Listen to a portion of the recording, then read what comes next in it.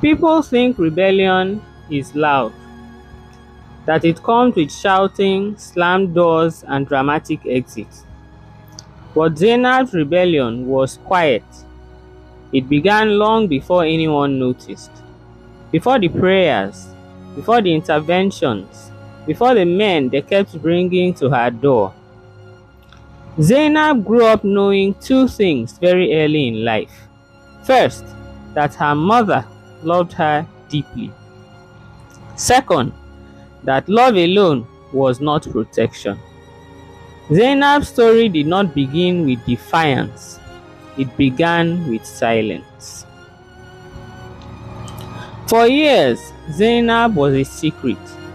Her father was legally married to another woman. When two pregnancies happened at the same time, choices were made quietly. One woman was married, the other was hidden. Zainab grew up loved by her mother, but separate from the family she belonged to by blood. The truth came out years later during their grandfather's Thanksgiving. That was the day silence broke. That was the day two children were introduced as siblings. Two girls stood side by side, same surname, same blood, only 1 week apart in age.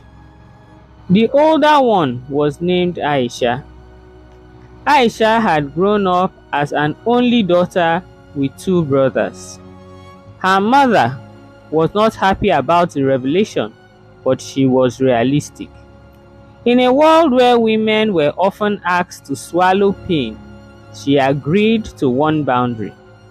The child would not live with her. And that was how peace was negotiated. While the adults struggled with shock, pride, and compromise, Aisha felt something simpler. She had always wanted a sister, and now she had one. Zainab never lived with Aisha, but every long holiday they met in the village. They talked, they laughed, they grew. A bond formed quietly, the kind that doesn't demand explanations. Zainab was sent to an all-girls boarding school, the kind with strict rules, morning assemblies, dormitory silence after lights out. It was there she first felt something she had no name for. Connection, comfort, safety. Not the kind she was taught to expect from men, but something gentler. Something that didn't demand explanation. At first, she thought it was friendship. Then, she thought it was confusion. Then, she realized it was simply who she was. She didn't announce it. She didn't rebel. She didn't try to provoke anyone. She just existed. But families can sense difference even when you say nothing. Years later, Zainab and Aisha attended the same university. That was when Aisha understood fully Zainab was gay. And Aisha did not panic. As long as her sister was happy, she was happy for her. It was the first place Zainab was not being corrected.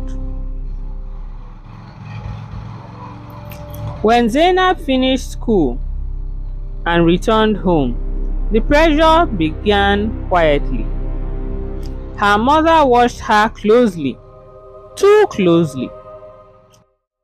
You don't talk about boys like other girls. Zainab laughed it off. Relatives started asking questions disguised as jokes. So which man is troubling you now? Auntie!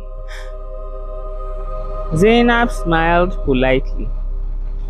But silence never convinces a family that is already afraid. When Zainab finally said the words, I'm attracted to women. the room didn't explode, it froze. Then came the prayers, the fasting, the pastors, the deliverance sessions. They called it a spirit, a phase, a rebellion, anything except identity. To correct her, they introduced men, one after another. Men she didn't choose, men she didn't love.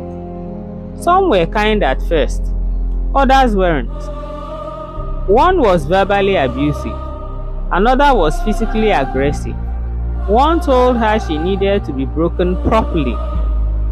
Each relationship ended the same way: fear, shame, silence. And every time her family said the same thing: